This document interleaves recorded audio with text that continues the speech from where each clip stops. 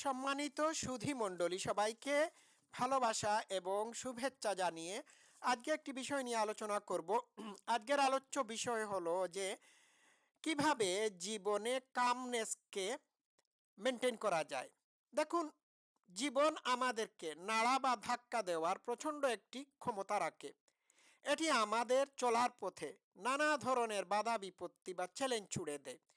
এই সকল চ্যালেঞ্জ বা বাধা বিপত্তির আড়ালে একটা শক্তি রয়েছে বা গাইড রয়েছে, যা আমাদের গ্রোথের জন্য খুবই হেলদি। এবং শুধুমাত্র গ্রোথ না, এই এই এই এই বাধা বিপত্তি চ্যালেঞ্জগুলো হলো আমাদের জীবনের জন্য লেসন স্বরূপ। ঠিক আছে, এখন কথা হলো কিভাবে ঝড়ঝাপটা বা চ্যালেঞ্জের মুখে বা আড়ালে মনের শান্তি বা কামনেস মেনটেন করা যায়। দেখুন, কামনেস বা মনের শান্তি এমন কোনো কিছু নয় যা আমাদের ক্ষেত্রে ঘটে যায়, এটিকে ক্রিয়েট করতে হয়। তো এটিকে ক্রিয়েট করতে হলে আমাদের কি করতে হবে? Number one, accept what we can't control. আপনাকে বুঝতে হবে কোনটি আপনার নিয়ন্ত্রণাধীন এবং কোনটি আপনার নিয়ন্ত্রণাধীন না। যেসব জিনিস আপনার নিয়ন্ত্রণের বাইরে, এসব জিনিসকে কন্ট্রোল করা বোকামি ছাড়া আর কোনো কিছু না, বরং এগুলোকে কন্ট্রোল করতে গেলে আপনার মনের শান্তি বা মনের শান্তি নষ্ট হবে। তো নিয়ন্ত্রণের বাইরে যে সমস্ত জিনিস আছে, এগুলো হলো অন্য মানুষের কর্মকাণ্ড, the direction of the world, প্রকৃতির বিভিন্ন জিনিস, হ্যাঁ, মানুষের আচার আচরণ, বিভিন্ন ঘটনা প্রবাহ, এগুলো আমাদের নিয়ন্ত্রণের বাইরে। আপনি গাড়ি চালাচ্ছেন, ট্রাফিক আপনার নিয়ন্ত্রণে না। এখন ট্রাফিক দেখে যদি আপনি গাড়ি চালানো অবস্থায় অশান্তির সৃষ্টি করে থাকেন, মনের মধ্যে অশান্তি ক্রিয়েট করেন, তাহলে it doesn't make any difference to you. Weather, আবহাওয়া, প্রচণ্ড ঝড়ঝাপটা হচ্ছে, এই জায়গায় যদি আপনি আপনি হতাশ হন, তাহলে এখানে আপনি ঝড়ঝাপটাকে থামাতে পারছেন না। সুতরাং ঝড় বৃষ্টি এগুলো আপনার নিয়ন্ত্রণাধীন না। এইভাবে অন্য মানুষের ইনসল্ট, খারাপ ব্যবহার, দুর্ব্যবহার, পৃথিবীর বিভিন্ন ঘটনা প্রবাহ, এগুলো আপনার নিয়ন্ত্রণাধীন না। তবে তবে এগুলোর এগুলোর ক্ষেত্রে আপনার রেসপন্স যেটি হবে সেটি আপনার নিয়ন্ত্রণাধীন। ঠিক আছে, তো এগুলো নিয়ন্ত্রণাধীন না। এখন একটি কথা মনে রাখতে হবে যে যেসব জিনিস আমাদের নিয়ন্ত্রণাধীন না, এইসব জিনিস আমাদের নির্দেশে চলে না, এগুলো আমাদের হুকুম মোতাবেক চলে না। আমাদের যেটি কন্ট্রোল করতে হবে সেটি হলো কিভাবে আমরা এইসব জিনিসের প্রতি রেসপন্ড করব। তো আনকন্ট্রোলেবল জিনিসের প্রতি জিনিস জিনিস জিনিস দিয়ে যদি আমরা হতাশ হই, তাহলে আমাদের ক্রোধ, হতাশ, রাগ, ক্ষোভ, ডিপ্রেশন, অ্যাংজাইটি বেড়ে যাবে। বুঝতে পারছেন? আপনাকে একজন গালি দিল, আপনি তার মুখ বন্ধ করতে পারবেন না, কিন্তু তার গালিটাকে আপনি কিভাবে হ্যান্ডল করবেন সেটি হচ্ছে আপনার নিয়ন্ত্রণাধীন। এক্ষেত্রে আপনি তাকে গালি না দিয়ে কিভাবে শান্তভাবে শান্তভাবে রেসপন্স করবেন সেটি হচ্ছে আপনার নিয়ন্ত্রণাধীন। আমি বোধহয় ক্লিয়ার করে বোঝাতে পেরেছি। দুই নম্বর হচ্ছে মনের শান্তি রাখার জন্য, বজায় রাখার জন্য এমব্রেস ডিসকমফোর্ট। ডিসকমফোর্ট জীবনের বিভিন্ন ক্ষেত্রে, ডিসকমফোর্ট আমাদের শত্রু না, বরং এই ডিসকমফোর্ট হচ্ছে আমাদের টিচার। এই ডিসকমফোর্ট আমাদের গ্রোথ এবং লেসনের জন্য খুবই জরুরি। ডিসকমফোর্ট আমাদের কি করে? আমাদের রেজিলিয়েন্সকে ক্রিয়েট করে। ঠিক আছে, মন এবং শরীরের সহনশীলতা তৈরি করে ডিসকমফোর্ট। এখন ডিসকমফোর্ট, জীবনের কোনো ক্ষেত্রে যদি ডিসকমফোর্ট চলে আসে, তাহলে অস্বস্তি বোধ করার কোনো কারণ নাই, এটিকে কাজে লাগাতে হবে। ঠিক আছে, তো ডিসকমফোর্ট বা বাধা বিপত্তিকে চ্যালেঞ্জের সাথে ফেস করা উচিত।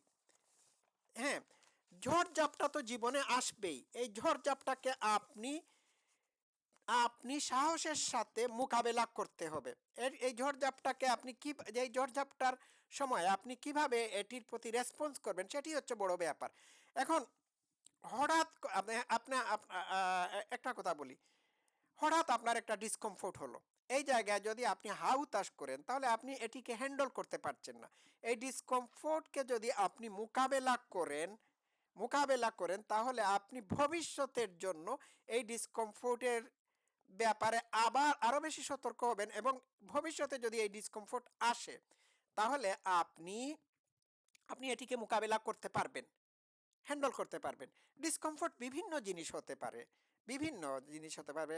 ফর এক্সাম্পল, ধরুন আপনার আম, ইয়ে কিচেনে হট ওয়াটারের ট্যাপ থেকে, সরি, মানে কিচেনের সিঙ্কের ট্যাপ থেকে হট ওয়াটার আসছে না কোনো কারণে, এক্ষেত্রে আপনি শেভ করার কথা ভাবছেন। এক্ষেত্রে যদি আপনি এমন সময়টা যদি যদি আপনি ঠান্ডা পানি দিয়ে শেভ করতে চান তাহলে এটি আপনার জন্য ডিসকমফোর্ট। কিন্তু ঠান্ডা পানি দিয়ে যদি আপনি শেভ করে ফেলেন তাহলে আপনি ডিসকমফোর্টকে আপনি ফেস করলেন। পরবর্তীতে এই যে ঠান্ডা পানি দিয়ে শেভ করার সহনশীলতা আপনার মধ্যে ক্রিয়েট হলো, পরবর্তীতে এটি আপনার কাজে লাগবে। পরবর্তীতে আপনি আম, কোনো ক্ষেত্রে গরম পানির যদি অভাব হয় তাহলে ঠান্ডা পানি দিয়ে আপনি শেভ করতে পারবেন। সুতরাং ডিসকমফোর্ট এটি এটি একটি ব্লেসিং এবং লেসনও বটে। এটি আমাদের জীবনকে পরিপূর্ণ করে, আমাদের জীবনকে শিখায় কিভাবে বাধা বিপত্তির মুখে থেকেও জীবন চালানো যায়। ঠিক আছে। 3 নম্বর যেটি হচ্ছে মাস্টার ইওর ইমোশন। আপনার ইমোশনের প্রতি আপনি খবরদারি রাখতে হবে। আমরা রাগ, ক্রোধ, হতাশা, অ্যাংজাইটির দ্বারা নিয়ন্ত্রিত হই। এসব আমাদের জন্য হয়ে থাকে আমাদের আশপাশের জগতের সব কিছুর উপর জাজমেন্টের কারণে আমাদের মধ্যে রাগ, ক্রোধ, হতাশা, অ্যাংজাইটি ক্রিয়েট হয়, এগুলো চলে আসে। তো এগুলো যখন আসে তখন তখন আমাদেরকে এগুলোকে শনাক্ত করে এগুলোকে চ্যালেঞ্জ করতে হবে, এগুলোর এবং বাস্তবতা দিয়ে, এবং এগুলোকে চ্যালেঞ্জ করতে হবে যুক্তির মাধ্যমে। হ্যাঁ, যে কোনো আমাদের আশেপাশে যে কোনো ইভেন্ট বা ঘটনা নয়, যে কোনো ইভেন্ট বা ঘটনা আমাদেরকে আপসেট করে না, বরং যে কোনো ঘটনা বা ইভেন্টের ইন্টারপ্রিটেশন আমাদের জীবনকে ডিস্টার্ব করে। তো যে কোনো ঘটনা, যে কোনো ইভেন্টের ক্ষেত্রে রিয়াকশন দেখানোর আগে এগুলোর এগুলোকে যুক্তি দিয়ে ইন্টারপ্রিটেশন করতে হবে, রিজন দিয়ে ইন্টারপ্রিটেশন করতে হবে।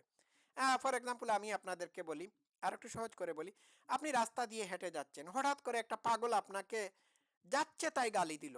আপনার কিন্তু এক্ষেত্রে কোনো রিয়াকশন নাই, আপনার কামনেস মনের মধ্যে আছে।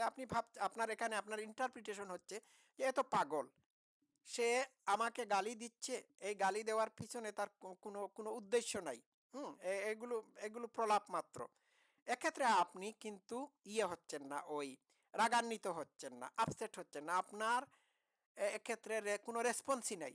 এই একই একই ক্ষেত্রে যদি একই জায়গায় যদি আপনার বন্ধু আপনাকে যাচ্ছে তাই গালি দেয় তাহলে এক্ষেত্রে আপনি খুবই রাগান্বিত হবেন, ক্রোধান্বিত হবেন, কারণ এটিকে আপনি ইনসল্ট হিসাবে ইন্টারপ্রিটেশন করছেন।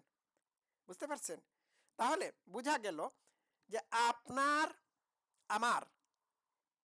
কোনো ঘটনার ইন্টারপ্রিটেশনে আমাদেরকে ডিস্টার্ব করে। ঠিক আছে, ইন্টারপ্রিটেশন আমরা যেভাবে করব সেইভাবে আমাদের মনের অবস্থা হবে। আমি এটি বুঝাতে পারলাম আপনাদেরকে। আচ্ছা, তো 4 নাম্বার যেটি নিয়ে আমি আলোচনা করব সেটি হলো যে গ্র্যাটিটিউড। হ্যাঁ, গ্র্যাটিটিউড মনের কামনেস বা শান্ত ভাবকে বজায় রাখতে সহায়ক। আপনার যা আছে তা যদি আপনি কাউন্ট করেন ব্লেসিং হিসাবে, তাহলে আপনি শান্তিতে থাকবেন। আর যা নাই তার জন্য যদি আফসোস করেন তাহলে মনের শান্তি নষ্ট হবে। আপনি প্রতিদিন যদি রাতের বেলা এটলিস্ট ৩টা আপনার জীবনের ৩টা প্রত্যেক দিনের ৩টা জিনিসকে যদি ৩টা পাওয়াকে যদি আপনি হিসাব করেন এবং এগুলোর জন্য যদি আপনি কৃতজ্ঞতা প্রকাশ করে থাকেন, এইভাবে কৃতজ্ঞতা যদি প্রকাশ করতে থাকেন তাহলে আপনার মনে শান্তি আসবে। আপনার মধ্যে কনটেন্টমেন্ট আসবে, সন্তুষ্টি আসবে। এই গ্র্যাটিটিউড জার্নাল যদি আপনি প্রতিদিন প্রতি পুরো ৬ মাস করতে পারেন, তাহলে দেখবেন আপনি একজন ডিফারেন্ট মানুষ। তো আম দর্শক শ্রোতারা, আমি আজকে এই বিষয়গুলো নিয়ে আলোচনা করলাম। আপনাদের ভালো লাগলে লাইক করবেন, চ্যানেলটি সাবস্ক্রাইব করবেন। Thank you so much. ভালো থাকবেন।